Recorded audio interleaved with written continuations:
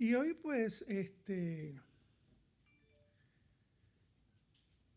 luego que leamos y oremos,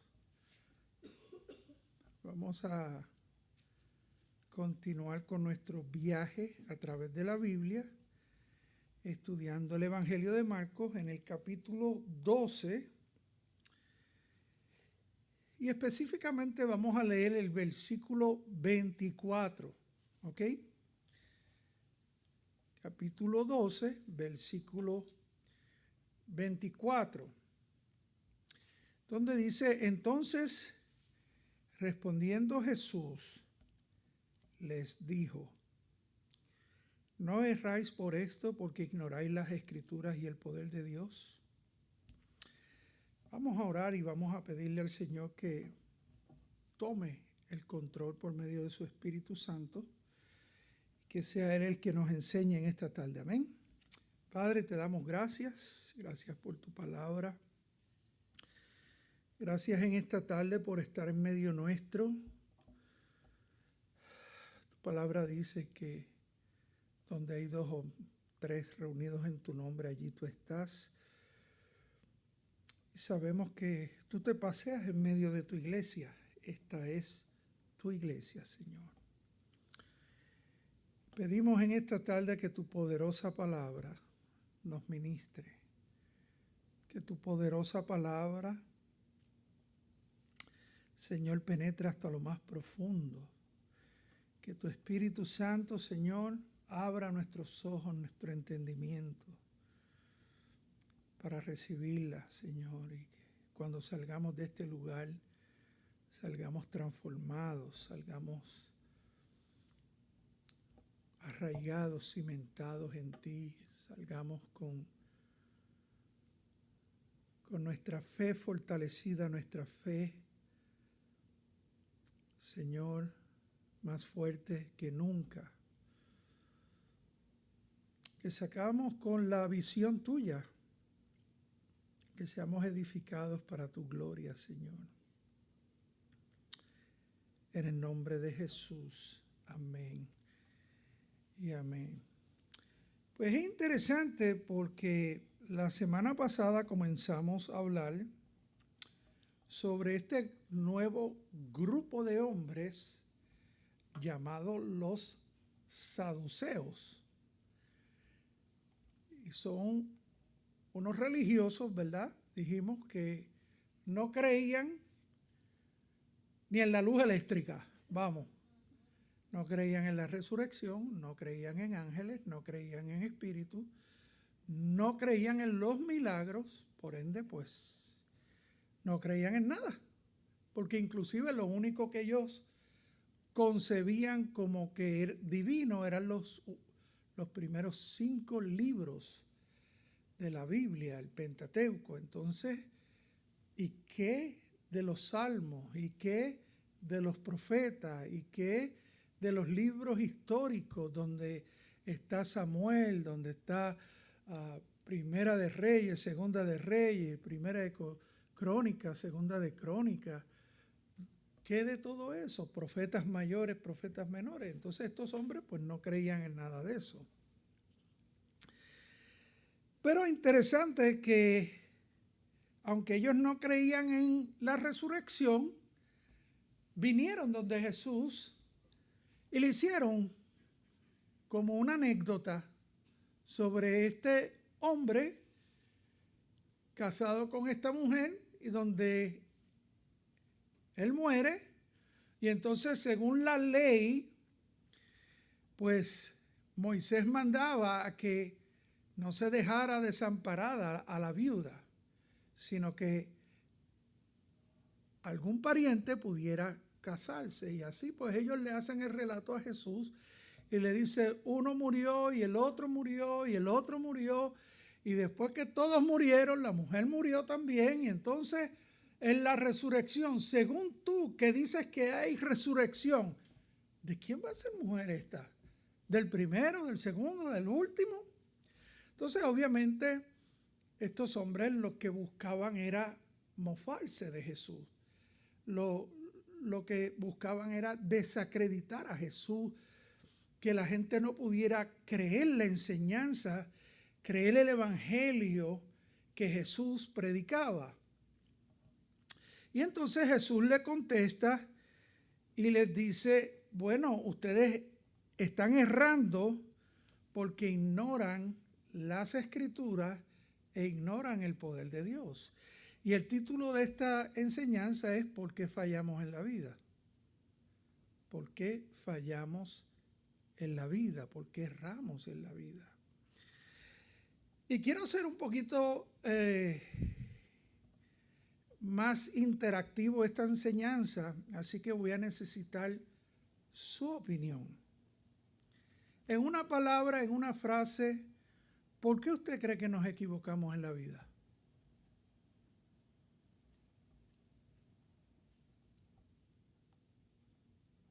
No tengan miedo, no pueden hablar toda la vez, pero...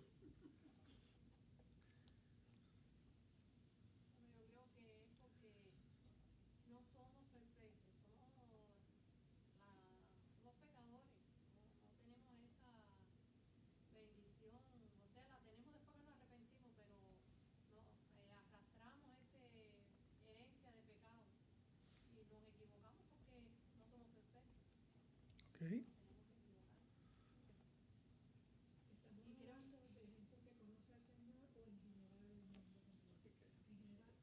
En general, o sea, tanto los que creen como los que no creen.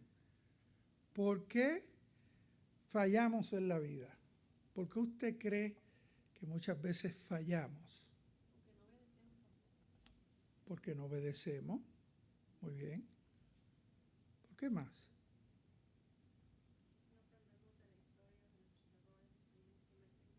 No aprendemos de la historia, de nuestros errores y cometemos los mismos errores una y otra vez, ¿ok?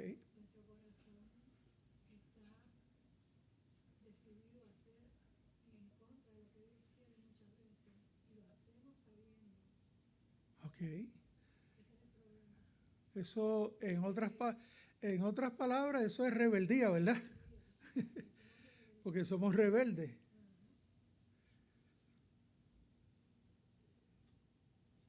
Yo creo que el ser humano es tan prepotente que las ideas que uno tiene son las mejores. Y fallamos porque estamos escogiendo lo que no es correcto.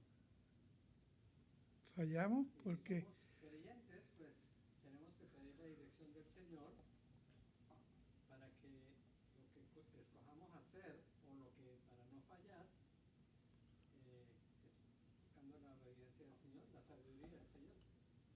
Amén. Sí. Porque no le creemos a Dios.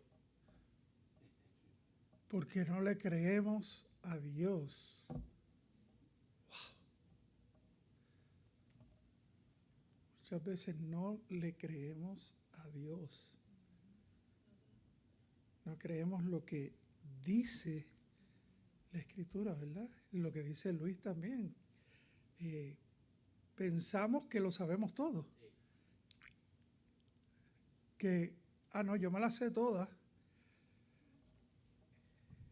Dice la Escritura que no nos apoyemos en qué. En nuestra propia prudencia.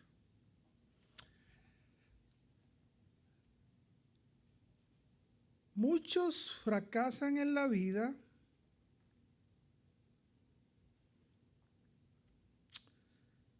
porque simplemente deciden que saben cómo es que tienen que hacer las cosas y que nadie, ¿verdad?, les tiene que decir cómo hacer las cosas, incluyendo a Dios.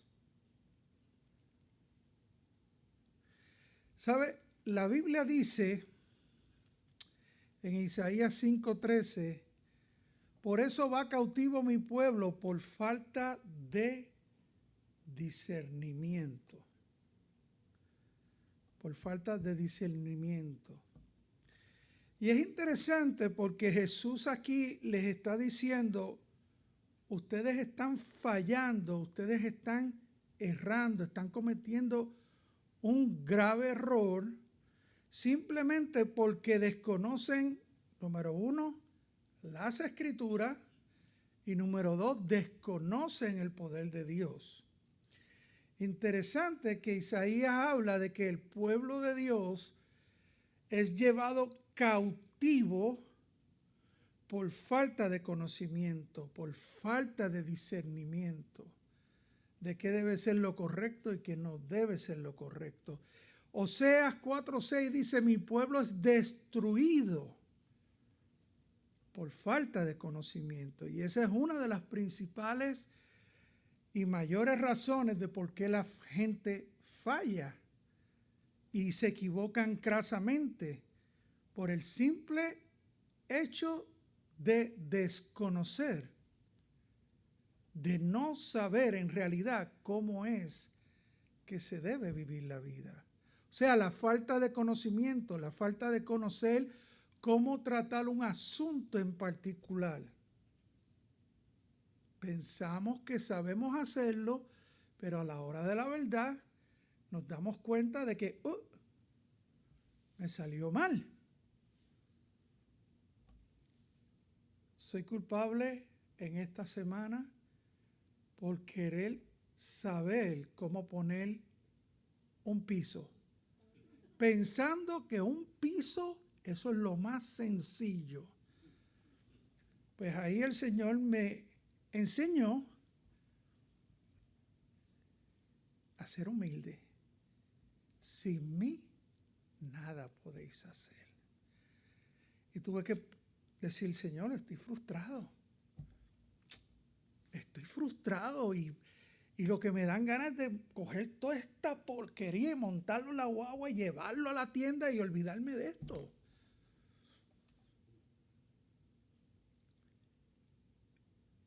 Entonces dije: espérate, déjame calmarme, tranquilizarme, irme a dormir.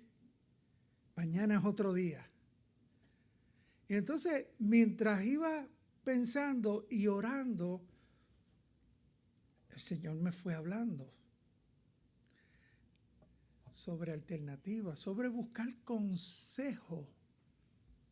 Nosotros fracasamos muchas veces. ¿Sabes por qué? Porque no queremos oír.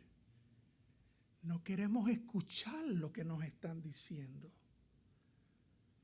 No queremos buscar consejo. No, yo no voy a buscar consejo. ¿Para qué yo voy a buscar? ¿Para qué yo le voy a contar mis problemas a alguien? Porque no lo sabemos todo. Sencillamente. Me recuerdo cuando me casé.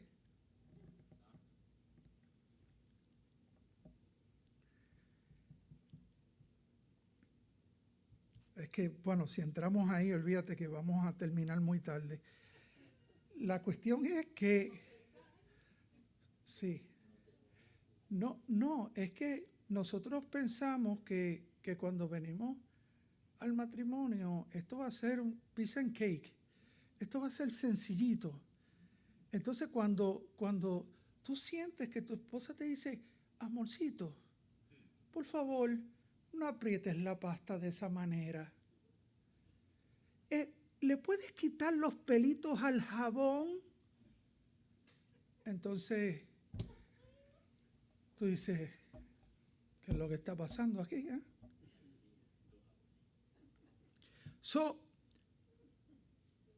Muchas veces la gente fracasa en áreas de su vida y cometen errores, por no decir horrores graves, por no estar bien informado, no tener la información correcta.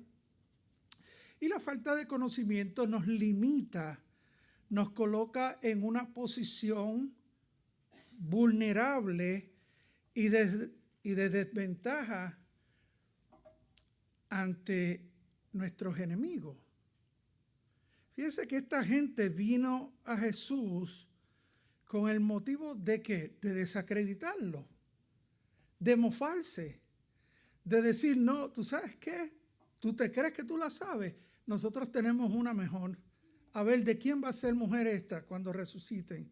Y Jesús le dijo, en otras palabras: vosotros sois una partida de ignorantes, porque están desconociendo lo que dice la Biblia las Escrituras y están desconociendo el poder de Dios. Tengo algo aquí que lo tengo que leer porque es interesantísimo cuando yo lo leí. El profesor universitario retó a sus alumnos con esta pregunta: ¿Dios creó todo lo que existe?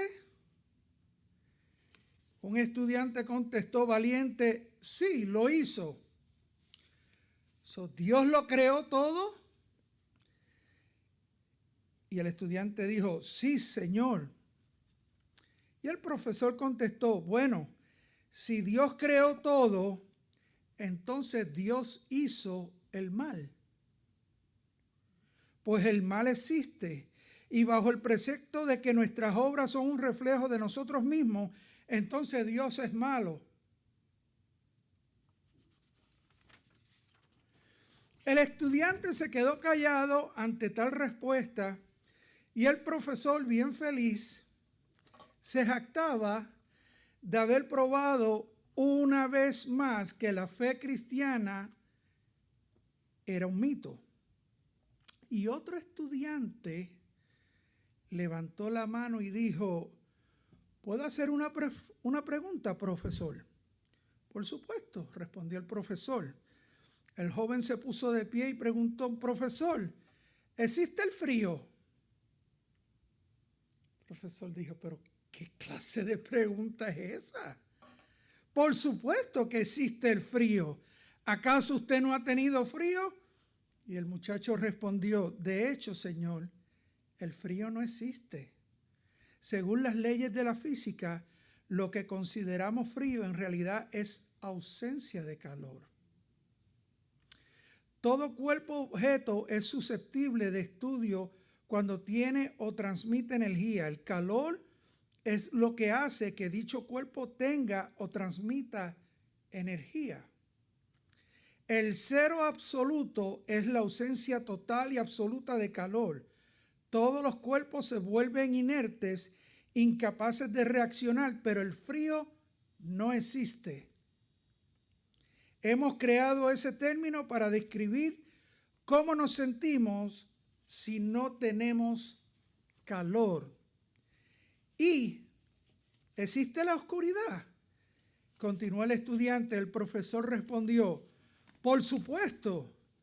El estudiante contestó: nuevamente se equivoca, señor. La oscuridad tampoco existe. La oscuridad es en realidad la ausencia de luz. La luz se puede estudiar, la oscuridad no. Incluso existe el prisma de Nichols para descomponer la luz blanca en varios colores en que está compuesta con sus diferentes longitudes de onda. La oscuridad no existe. Un simple rayo de luz rasga las tinieblas e ilumina la superficie donde termina el haz de luz. ¿Cómo puedes saber cuán oscuro está un espacio determinado? Con base en la cantidad de luz presente en ese espacio. ¿No es así? Oscuridad es un término que el hombre ha desarrollado para describir lo que sucede cuando no hay luz presente. Finalmente el joven preguntó al profesor: Señor, ¿existe el mal? Y el profesor respondió: por supuesto que existe. Como mencioné al principio, vemos violaciones, crímenes, violencia en todo el mundo. Esas cosas son del mal. A lo que el estudiante respondió: el mal no existe, Señor, o al menos no existe por sí mismo.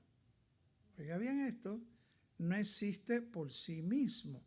El mal es simplemente la ausencia de Dios. Es, al igual que los casos anteriores, un término que el hombre ha creado para describir esa ausencia de Dios. Dios no creó al mal. No es como la fe o el amor que existen como existe el calor y la luz.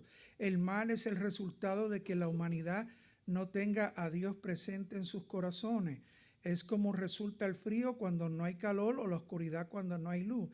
Entonces el profesor, después de asentar con la cabeza, se quedó callado. Y el joven, ¿sabe cómo se llamaba? Albert Einstein.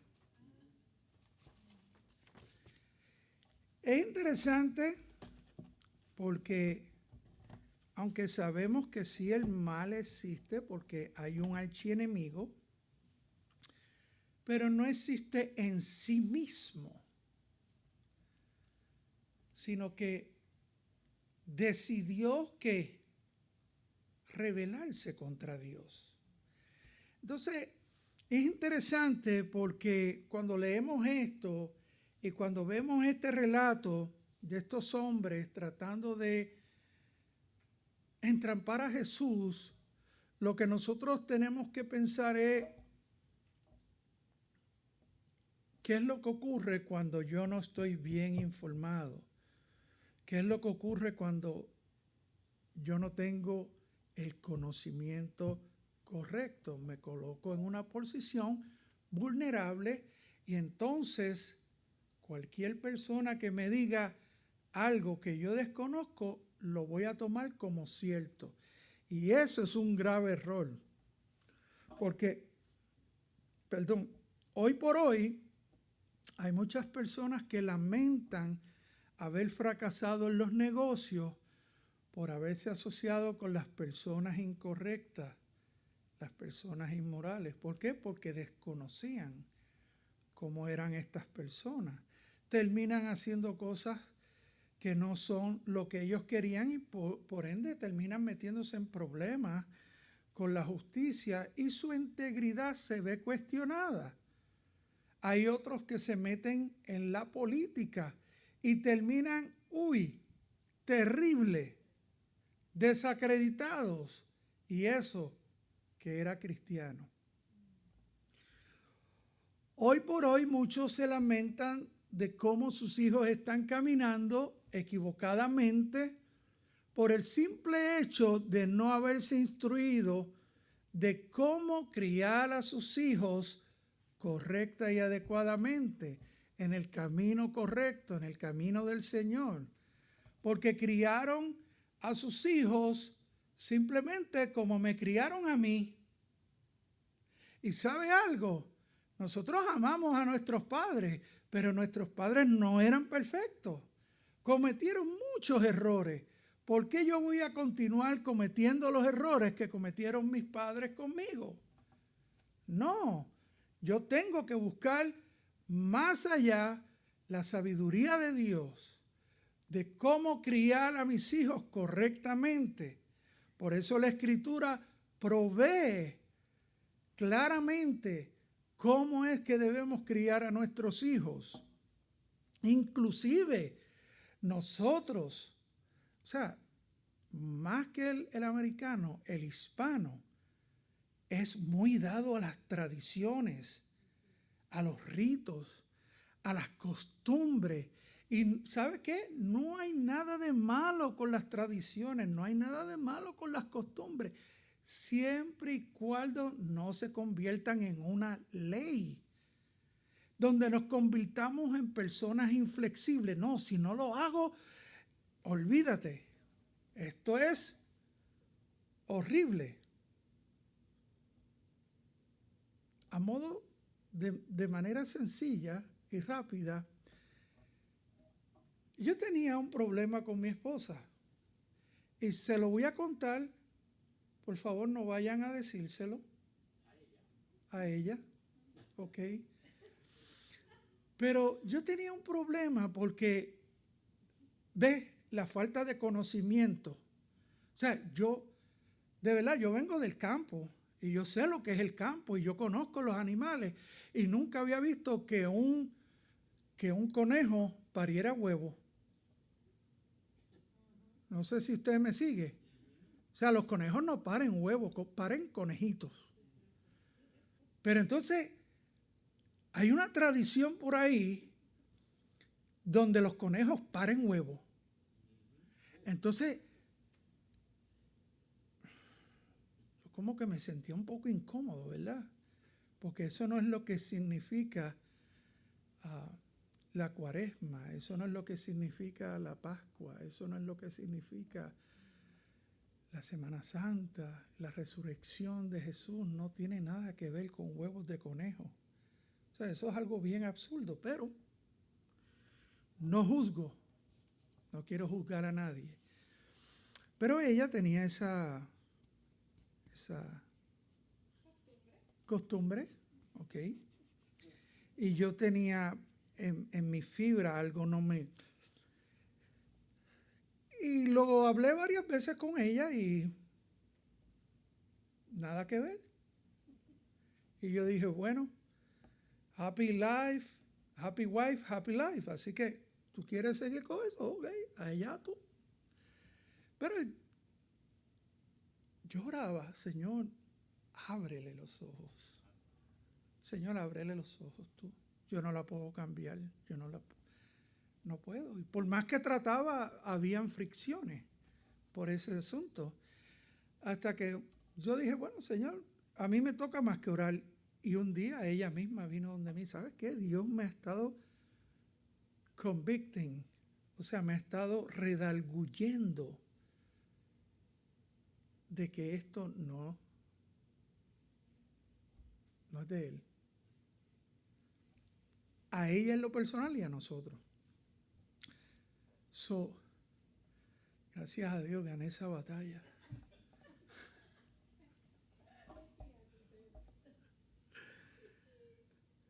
Así que, pero la falta de conocimiento nos puede llevar a estar haciendo cosas que realmente no contribuyan a construir nuestro matrimonio, nuestras vidas, nuestra familia, la familia de nuestros hijos.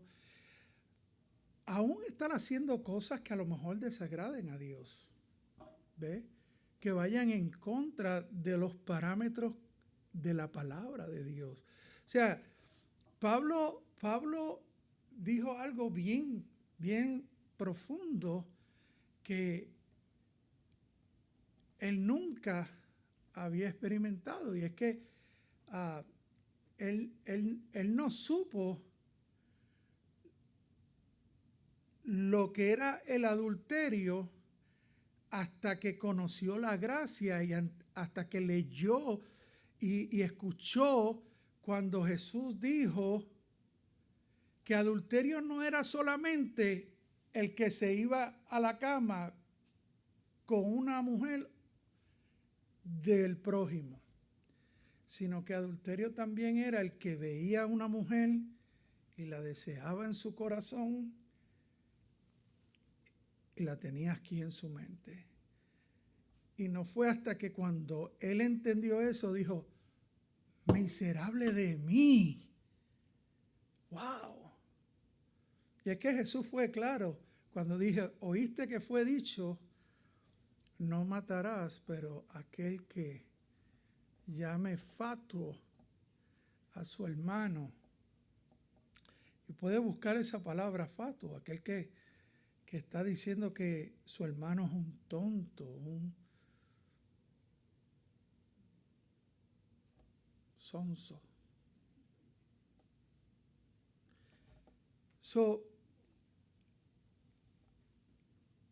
Hoy por hoy hay mucha gente, hoy por hoy el índice de divorcio sigue creciendo.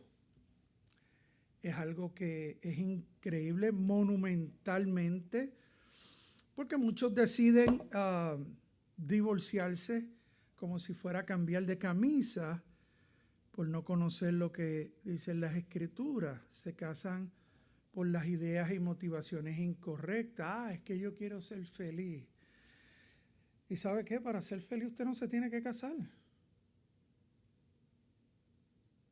Usted dirá, ¿cómo es eso? Sí, no, para usted ser feliz no se tiene que casar.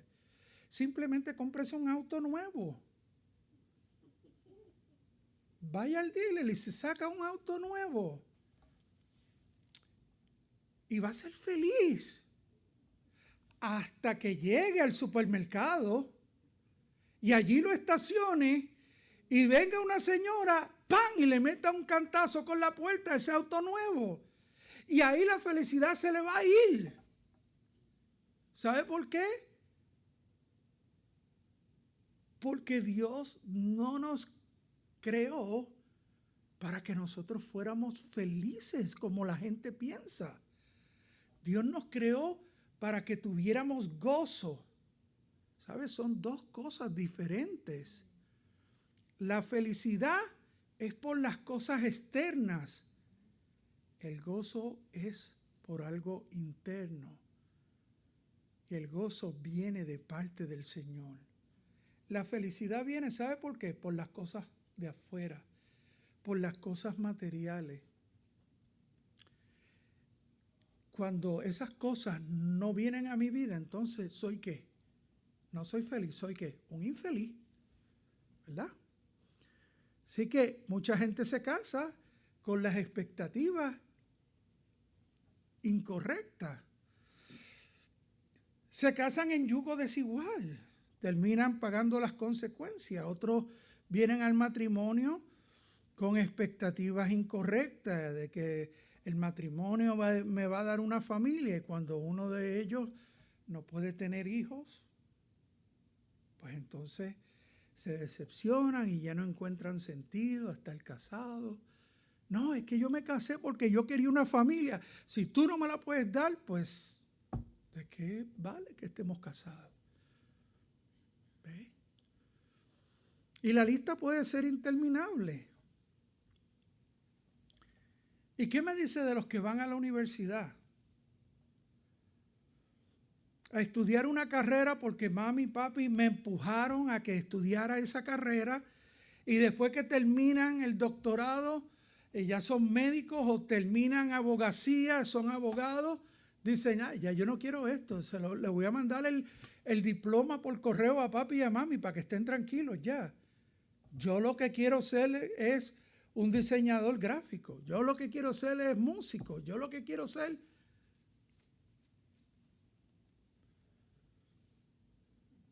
Se sorprenderá.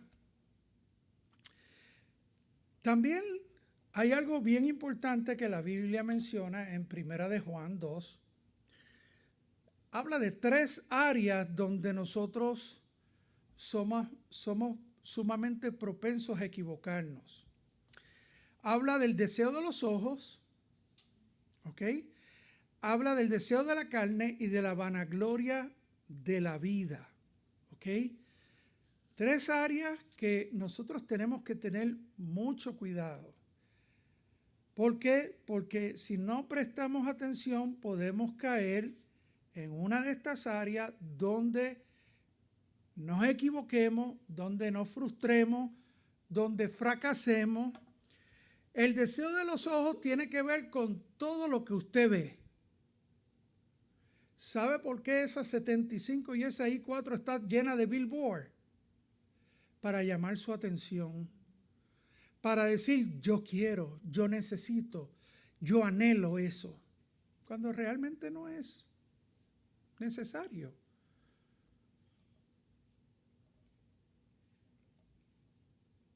A mi esposa le gusta ir al shopping mall. A mí no me gusta, porque cada vez que vamos la cartera sufre. Pero, ¿por qué? Porque ahí los ojos. Entonces uno va y hay veces que uno termina comprando cosas que no necesita, pero es que se ve tan lindo. Se ve tan lindo y nos llama la atención.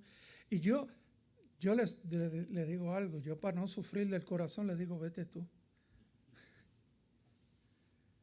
Y solo me quedo y oro y le digo, Señor, ayúdame a que cuando venga el cantazo, pues que no sea muy fuerte. Nunca olvido, vivíamos en Oklahoma, había nacido mi hija Angeli. Teníamos, ella y yo nos disfrutamos mucho esos primeros años. Teníamos un carro deportivo y salíamos en ese carro deportivo. Íbamos a hacer compras a las 1 y 2 de la mañana. Era una delicia, ¿verdad? Ahora no nos atrevemos a estar fuera de la casa más tarde de las 8 de la noche. La cuestión es que teníamos un Honda Prelude. Si usted no lo sabe, lo puede googlear. Un Honda Prelude es un carrito bastante deportivo. Nos gustaba mucho, habíamos conseguido ese carrito, pero nace nuestra hija. Como ustedes sabrán, yo soy una persona grande, larga, y entonces el car seat no cabía. Y la niña quedaba entre medio de los dos asientos, casi yo aquí, la niña aquí, y sucede aquí, y eso que el car seat estaba ahí, en el medio, ¿no?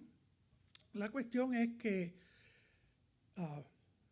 iban a venir más gente a visitar y qué sé yo, y mi esposa me dice, hay que cambiar el carro. Y yo dije, no te preocupes, yo me encargo de eso. Y yo me fui y fui a este dealer y yo dije, wow, ese es el carro que yo quiero. De verdad, les tengo que confesar que el deseo de mis ojos fue tan grande que yo iba a hacer lo que fuera necesario para llevarme aquel carro. Sin saber qué tipo de carro era, sin saber si esos carros daban problemas, sin saber las condiciones en que estaba. Lo que pasa es que yo lo vi, era lo que se llama en mi país capota y pintura. O sea, era bien lindo y usted decía, no, pero este carro está brutal. Era como estar en un avión. Hasta que después de 2 semanas el avión empezó a dar problemas y le empezaron a no bajarle los cristales. Por si no sabe cuál carro me estoy refiriendo, lo puede googlear, ya no existe, gracias a Dios que lo eliminaron del mercado. Se llama un Mercury Scorpio. Ese es el limón más grande que pudo haber hecho la Mercury. Anyway, los deseos de los ojos. Pensamos que lo que ven nuestros ojos es lo correcto y nuestros ojos nos pueden engañar. Así que hay que tener mucho cuidado, porque podemos fracasar por estar mirando lo incorrecto. Por eso Jesús le dijo al profeta Samuel, despierta. No mires la apariencia de estos muchachos. Yo no estoy buscando la apariencia de ellos. Yo estoy mirando el corazón. Y ninguno de estos muchachos grandes, fuertes, lindos, hermosos, ninguno de ellos es. Busca, sigue buscando. Y él como que, ok, mire, papá, ¿no tiene otro hijo? Ay, yo tengo uno por allá que se dedica a cuidar ovejas, pero ese tiene una peste encima tremenda. Dile que venga, porque es que hasta que no venga no podemos hacer nada. Y Dios le dijo, ese es el rey que yo he escogido. Porque Dios mira el corazón. Dios no nos mira lo bonito, lo hermoso, lo que podamos ser nosotros. Dios mira los corazones. Mucho cuidado. Entonces también habla del deseo de la carne.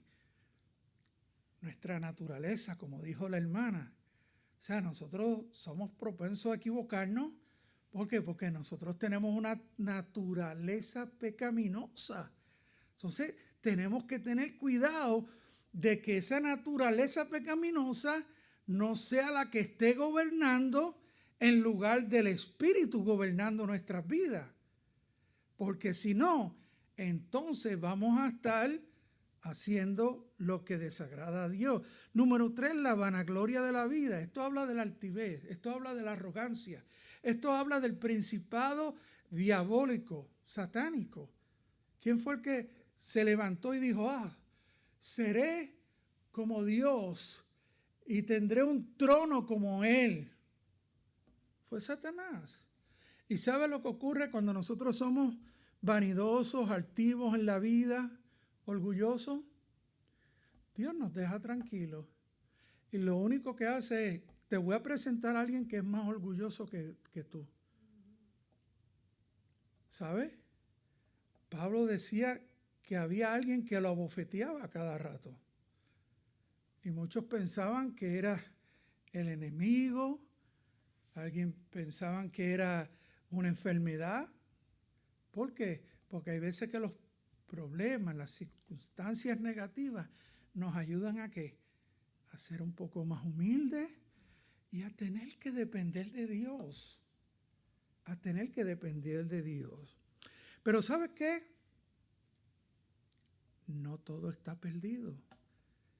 Hay esperanza en Cristo Jesús. La Biblia dice en Lamentaciones: esto traigo a mi corazón, por esto tengo esperanza, que las misericordias del Señor jamás terminan, pues nunca faltan sus bondades.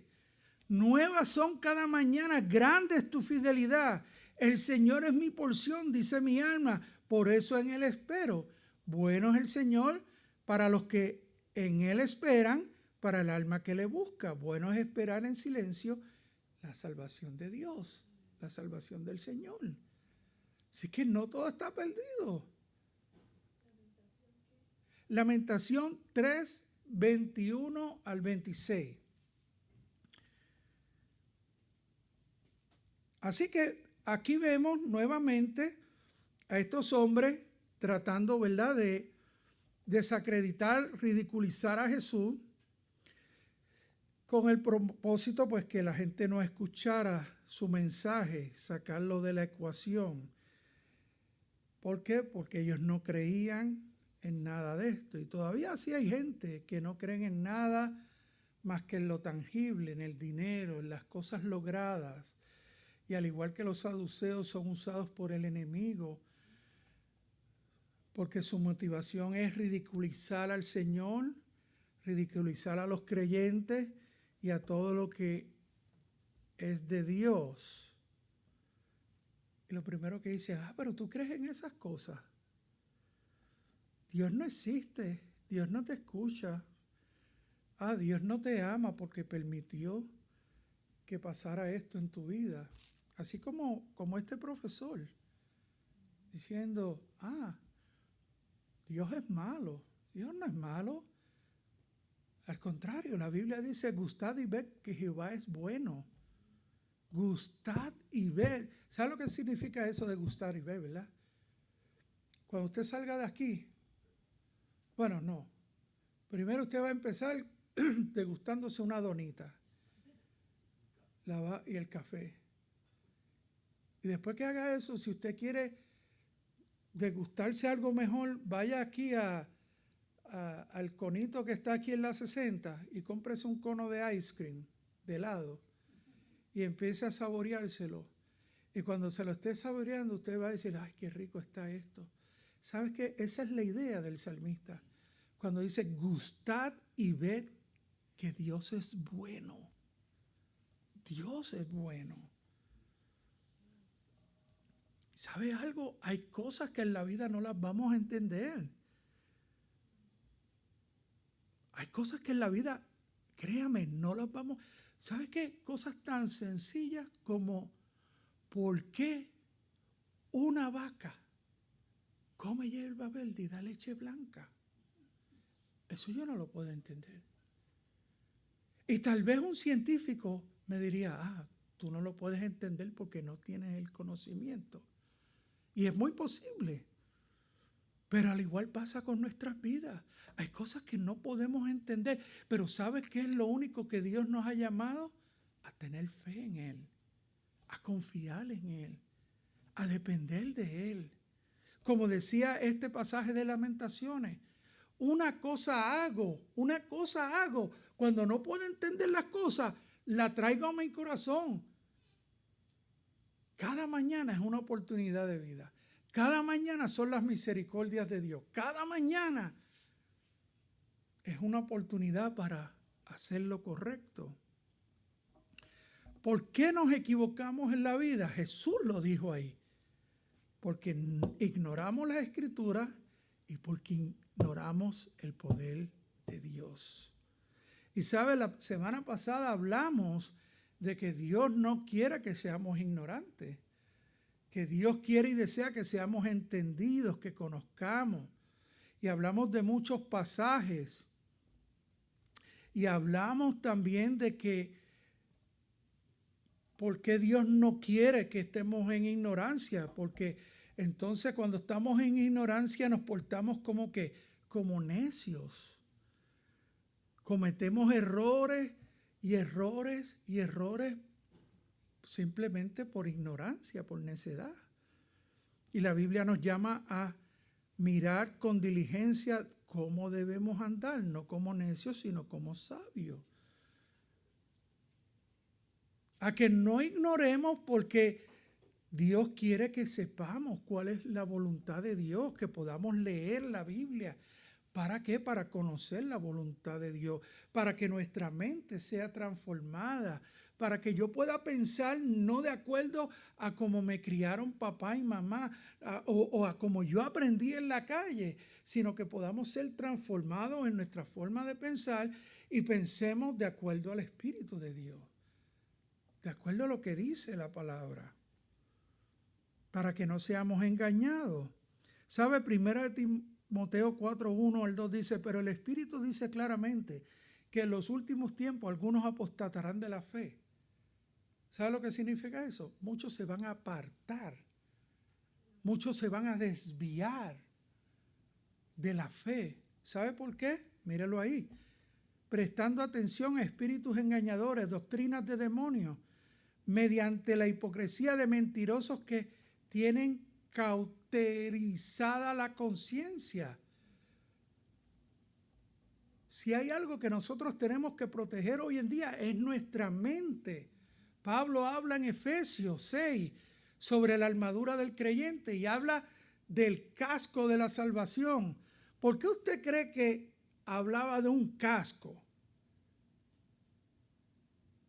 Porque al enemigo lo que le gusta es atacar su mente. Ese es el campo de batalla. La mente. Si él logra dominar su mente, sus pensamientos. ¿A usted no le ha pasado eso? Que usted está pensando y pensando y pensando y pensando y pensando y cada vez que más piensa se empieza a irritar esto no lo voy a permitir, no, esto no. Y yo digo, pero espérate, ¿qué es esto? No, como aquel hermano te miró. Lo más seguro, tú no le caes bien a Luis.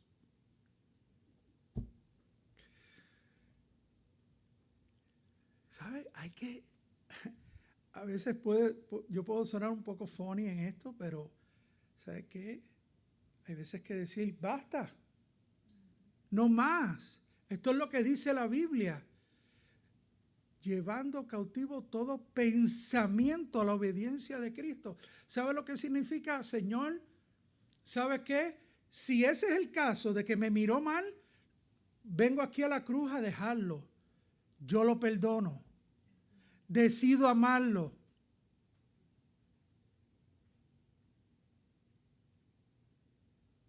Es que cometiste un error. ¿Sabe qué?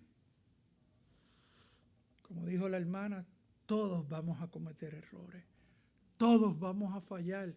Y lo importante es que aprendamos a no tropezar de nuevo con la misma piedra, como decía Julio Iglesias.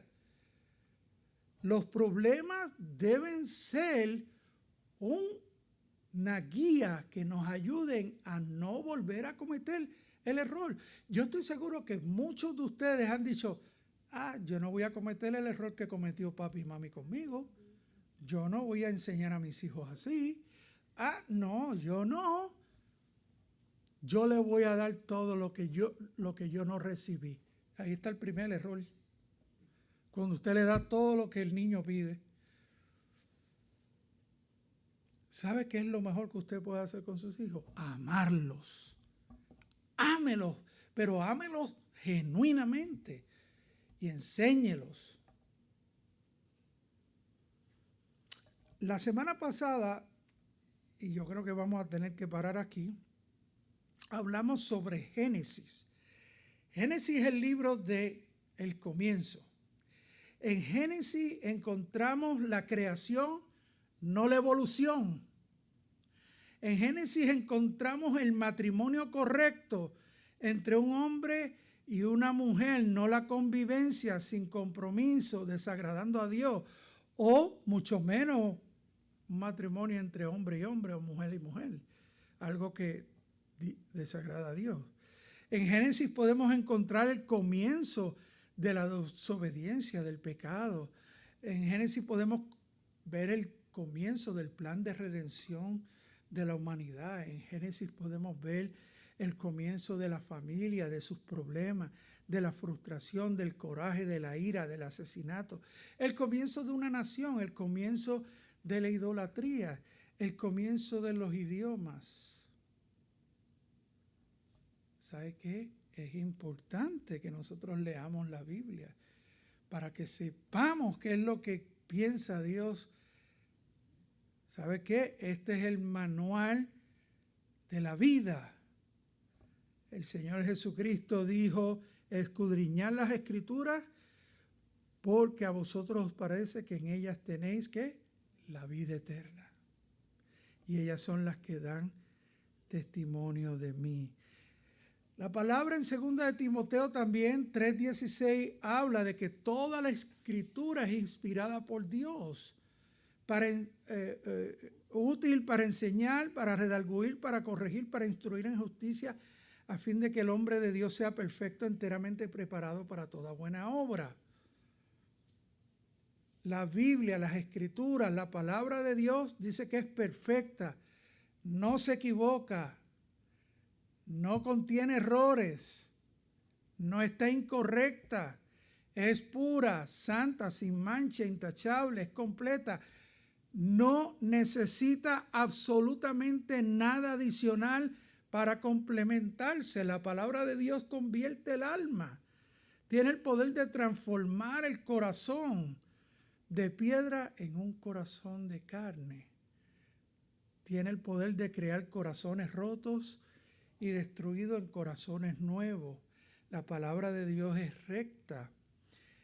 Tiene rectitud, trae gozo al alma, al corazón. Es lámpara, alumbra los ojos, los pies, alumbra el camino. Fue lo que dijo el salmista. O sea, ¿cómo debemos caminar en la vida? Bueno, lámpara es a mis pies tu palabra y lumbrera a mi camino. ¿Cómo es que yo debo caminar? Aquí no lo dice la Escritura. Es justa, trae la justicia de Dios. Eso lo encuentra en el Salmo 19 y en el Salmo 119. Así que la Biblia nos habla de qué es la palabra de Dios y que es útil para enseñar. O sea, nos enseña el camino correcto para poder tomar las decisiones correcta, para no equivocarnos. Nos enseña y nos revela la mente de Dios, lo que a Dios le agrada y lo que a Dios no le agrada. ¿Cómo sabemos lo que a Dios le agrada? ¿Cómo sabemos si no lo leemos en la Biblia? Por eso Jesús le dijo: ustedes están errando porque desconocen las Escrituras y desconocen el poder de Dios. Nos enseña cómo es que las cosas trabajan en el reino de Dios. Todo el mundo piensa que cuando nos vayamos de este mundo vamos a estar en una nube con un arpa tocando ahí. Glin, glin, glin. Yo escuché a un pastor diciendo: ay, pero qué aburrido que la gente quiera irse ya para el reino de Dios. Qué aburrido, porque no sabes lo que dice la Escritura. Para mí es una superaventura y una esperanza.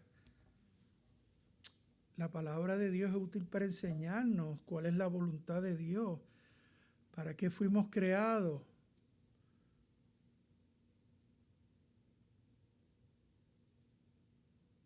Si usted le pregunta a la mayoría de la gente, no saben por qué fueron creados. Qué triste, ¿verdad? Entonces, ¿por qué estoy aquí? ¿Qué propósito tiene Dios conmigo aquí?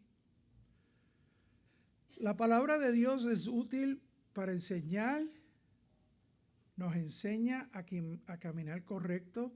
Para redarguir, nos enseña cuando estamos incorrectos.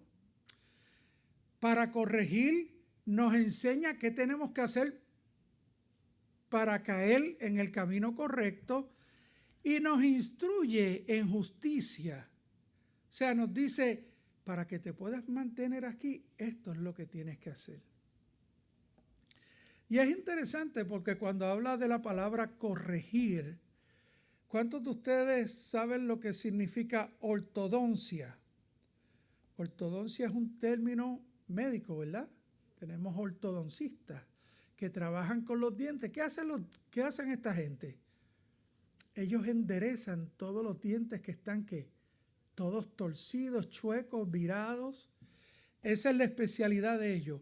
La palabra de Dios, eso es lo que hace en nuestras vidas. Corregir todo aquello que no está correcto, que no está bien, que está torcido, virado, distorsionado.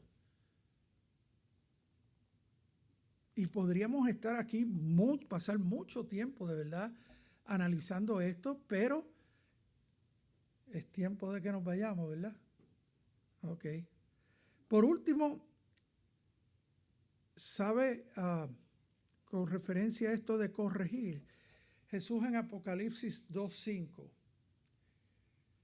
le dijo a la iglesia de Éfeso, tengo una cosa contra ti, y es que te has olvidado de tu primer amor. Y eso es serio. Eso es como cuando tú llevas 30 años de casado o 40 años de casado y tu esposa o tu esposo te dicen, es que ya yo no te amo. Uy, el Señor me guarde, ¿verdad? Pero Jesús se lo dijo a la iglesia. Habían pasado, yo creo que como 30 años, aproximadamente 30, 40 años, quizás más, cuando Jesús le habló a Juan en Apocalipsis 2:5 y le dio el proceso de corrección. ¿Sabe cuál es ese proceso? Número 1, recuerda de dónde has caído. Acuérdate lo que tú eras y lo que eres ahora. Número 2, le dijo, arrepiéntete. O sea, vas en una dirección, da media vuelta 180 grados y vira otra vez hacia donde estabas antes, hacia lo que hacías antes, hacia ese momento donde tú me buscabas de todo corazón, a ese momento cuando te levantabas a orar, a leer la Biblia, a ese momento a cuando ibas y te gozabas con los hermanos en la iglesia. Y por último le dice, haz lo primero y lo más importante. Repite lo que hacías al principio de tu relación con Dios. Amén.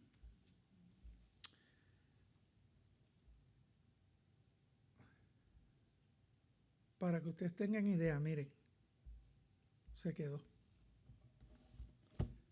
Próxima semana. Amén. Padre, te damos gracias por tu palabra, Señor. Señor, tú no deseas que nos equivoquemos, tú no deseas que fallemos en la vida, mucho menos que estemos en ignorancia, Señor, porque el deseo de tu corazón es que seamos entendidos en tu palabra. Señor, ayúdanos. Ayúdanos, Señor. Transforma nuestro modo de pensar, nuestro modo de actuar, nuestro modo de hablar, Señor, y que podamos reflejar, Señor, frutos de arrepentimiento. Que podamos reflejar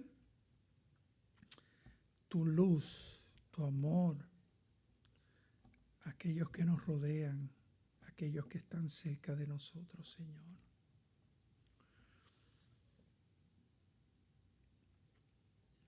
Señor, así como Pablo dijo que no cesaba de orar y de pedir por los colosenses que fueran llenas del conocimiento de tu voluntad, Señor, yo oro por mis hermanos, que también ellos sean llenos del conocimiento de tu voluntad con toda sabiduría e inteligencia espiritual.